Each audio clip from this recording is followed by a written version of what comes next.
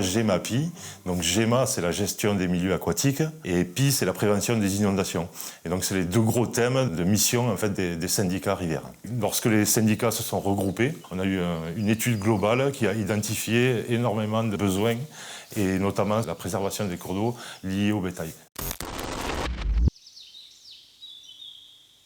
Alors, on n'est pas dans de l'élevage intensif, on est plus sur de l'élevage extensif, mais au final avec un linéaire important de cours d'eau qui est impacté. Et la première opération qu'on a montée, c'est sur le ruisseau de Saint-Pierre à Surbat, avec le GAEC Rivière. Alors le point de départ du projet, c'est venu d'une demande de la mairie de Surbat. Donc la problématique de l'inondation était liée en partie à ces phénomènes de piétinement du bétail, parce que lors des crues, en fait, tous les sédiments étaient libérés et se déposaient sur les zones aval.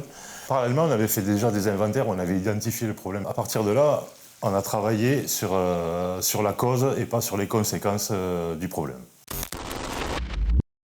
On a d'abord un impact physique avec par exemple la dégradation des berges ou la dégradation des sédiments dans le cours d'eau qui vont entraîner un colmatage par l'apport de matières fines qui peut modifier la qualité de l'eau. Et ce colmatage va entraîner une modification du fonctionnement naturel de la rivière. On va avoir moins de vie, par exemple, sur le lit du cours d'eau parce qu'on a beaucoup de matière fine. Et on a un deuxième impact qui est plutôt un impact chimique avec les déjections du bétail dans le cours d'eau. Le bétail va donc consommer cette eau avec une eau qui va être très troublée, avec beaucoup de sédiments, avec beaucoup de déjections. Les vaches peuvent en tomber malades. Et pour ce qui est physique, on peut carrément avoir des animaux qui se blessent fortement entre les galets dans la rivière.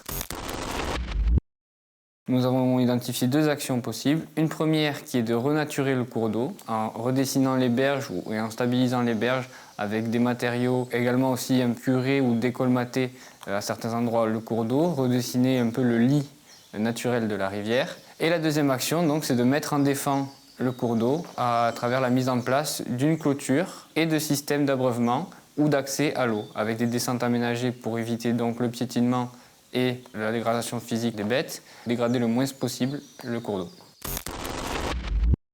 Tout démarre d'une discussion intelligente avec les agriculteurs en leur demandant leurs besoins et nous ce qu'on peut leur apporter en manière de préservation des cours d'eau. L'objectif c'est de 100% est difficilement atteignable, mais on a identifié quand même des cours d'eau et des bassins versants aussi où l'élevage est présent.